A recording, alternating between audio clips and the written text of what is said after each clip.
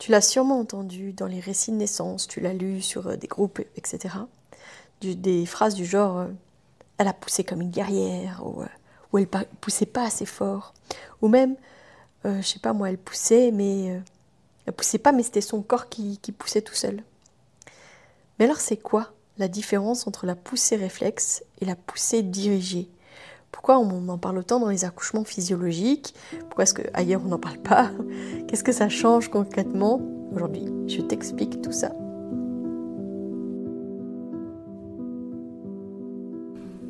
Chaque mercredi, avec l'épisode Questionner la sage-femme, je répondrai à une question d'une auditrice ou d'un auditeur. N'hésitez pas à venir me poser vos questions en message privé ou par mail, que ce soit sur la grossesse, l'accouchement, le postpartum, la parentalité, sur les naissances en dehors des hôpitaux ou encore sur nos pratiques de sage-femme autonome.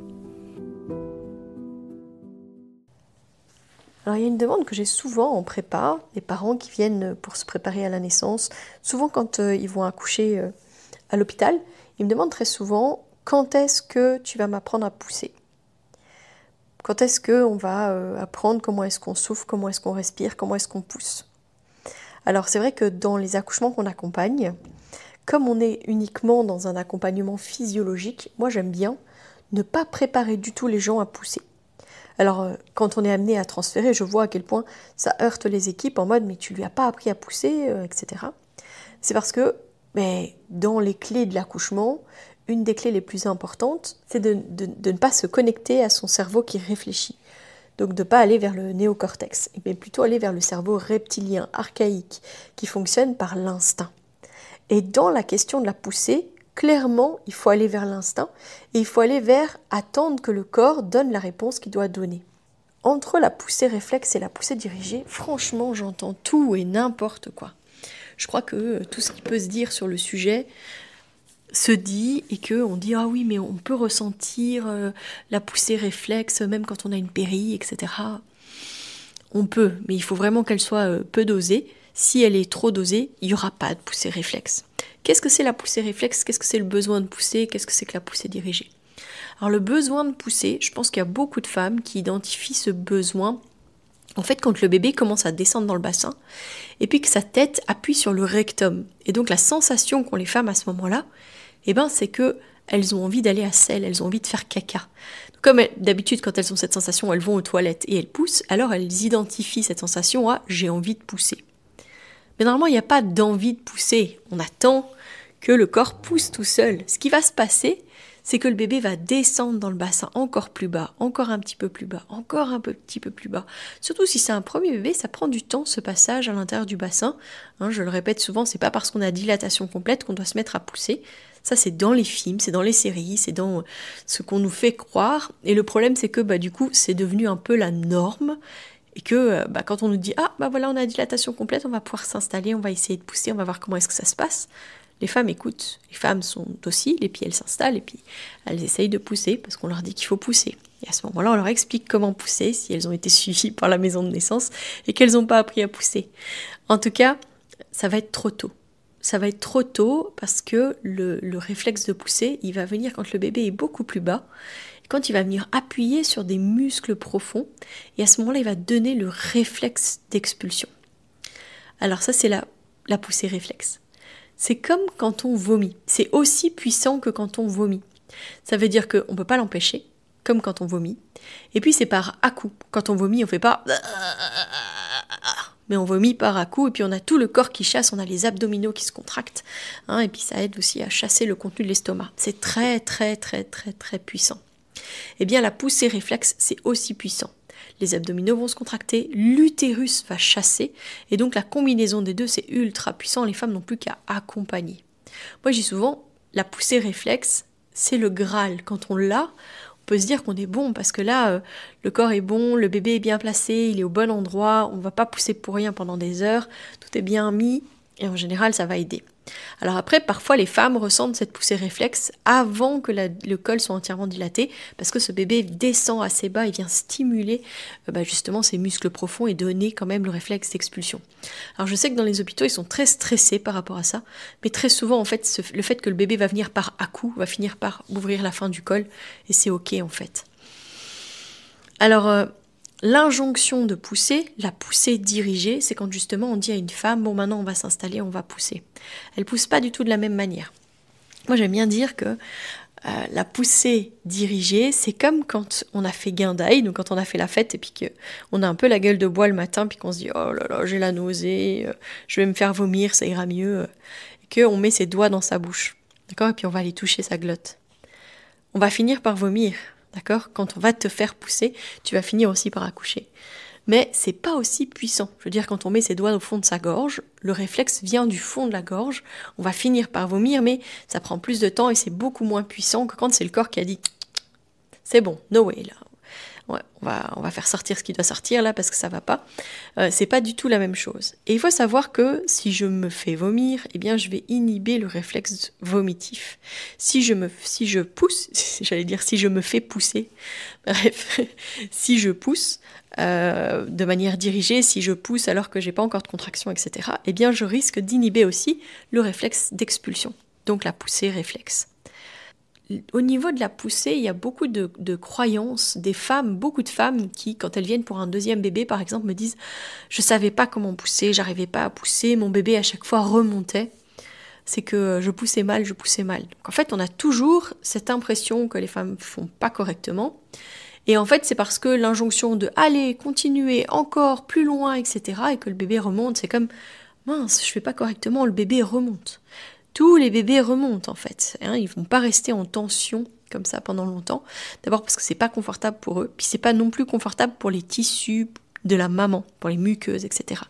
Donc c'est beaucoup mieux que le bébé puisse venir, repartir tout doucement et sûrement aller agrandir le passage et pouvoir se faire naître tranquillement, quoi.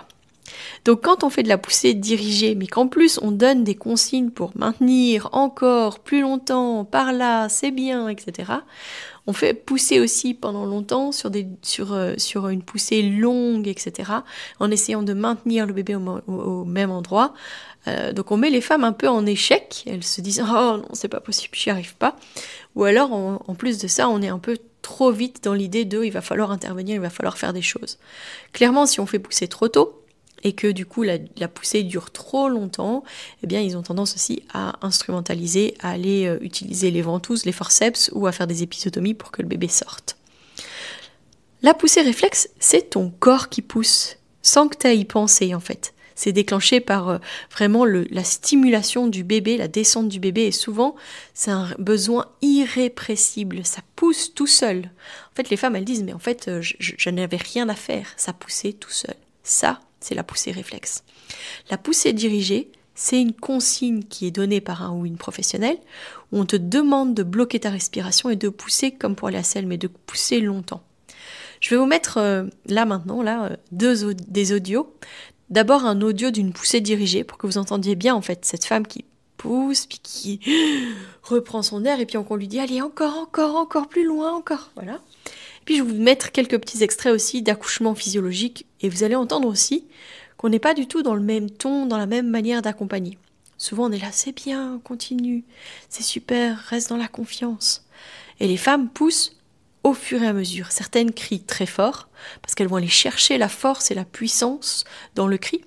Et certaines vont juste être elles vont faire des bruits par à coup comme ça parce que le bébé va avancer au fur et à mesure petit à petit. Ok, oui, continuez, ça c'est bien, continuez.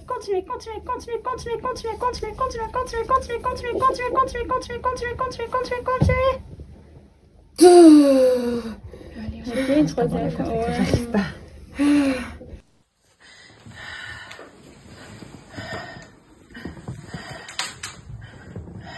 Ouais.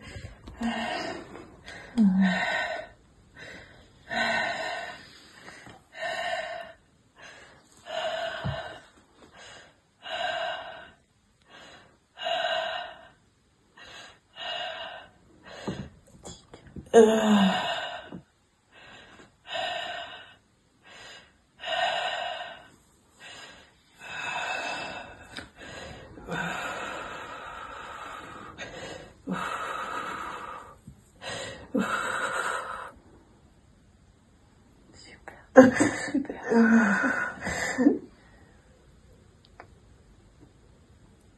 Ouais. Oh, Maïmounouth.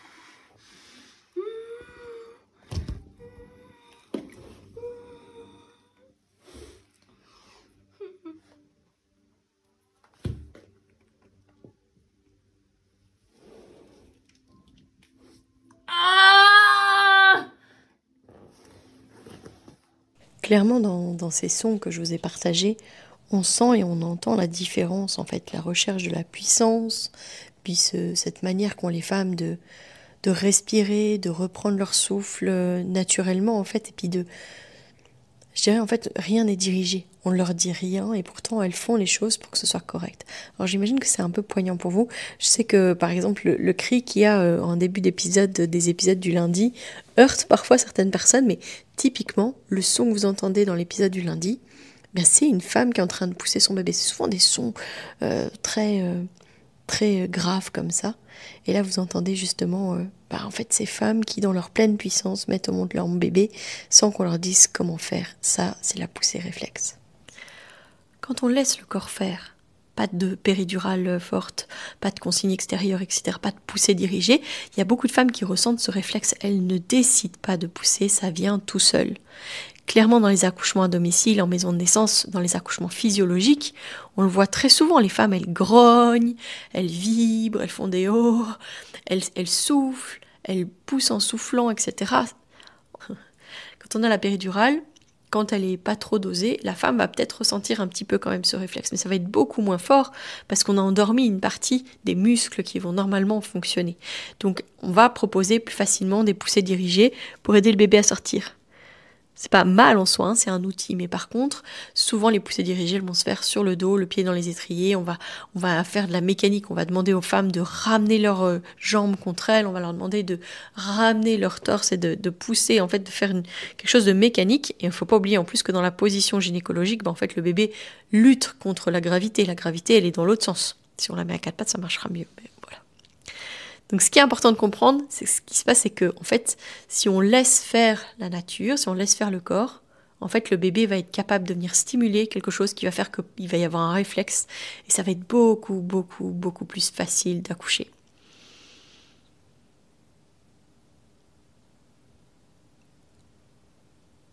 Souvent, quand on fait la poussée réflexe, on laisse faire la poussée réflexe, il y a moins de risque de déchirure parce que justement le bébé fait des à-coups et vient petit à petit.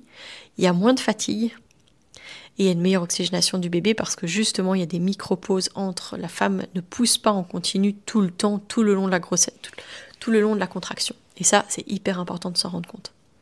Voilà, donc en tout cas, merci pour la question qui m'a été posée pour parler justement de ce sujet, de la différence entre la poussée dirigée et la poussée réflexe. J'espère avoir répondu à la question. N'hésitez pas à venir me poser des questions en message privé ou par email. Vous avez toutes les coordonnées dans la description de cet épisode. Et puis, ce que je vous invite à faire, c'est à partager à une future maman autour de vous, à des proches, etc., qui sont sur le point d'avoir un bébé. Pourquoi ? Parce que justement, c'est comme ça qu'on va donner plus d'informations et puis qu'on va démystifier les choses, qu'on va faire en sorte que les gens soient acteurs de la naissance de leur bébé et n'aient pas à subir notamment le fait de devoir pousser de manière dirigée. Je rappelle quand même que du coup, si jamais vous êtes dans une situation où vous aviez prévu un accouchement physiologique et puis au final, on va vers un accouchement plus médicalisé parce que vous souhaitez une péridurale, etc., on a encore le temps de vous expliquer comment pousser de manière dirigée. Donc vraiment, ne vous mettez pas bien en tête qu'il va falloir apprendre et réviser et faire des exercices, etc. Non, vraiment, on a le temps de le faire à ce moment-là. De toute façon, il n'y a que à ce moment-là que vraiment les sensations vont être là pour pouvoir guider, pour pouvoir aider. Alors voilà. Ce que je vous invite à faire aussi, c'est à vous abonner au podcast pour ne pas rater les prochains épisodes. Et puis, je vous donne rendez-vous lundi. Merci à Morgane pour sa question. Et d'ici là, portez-vous bien.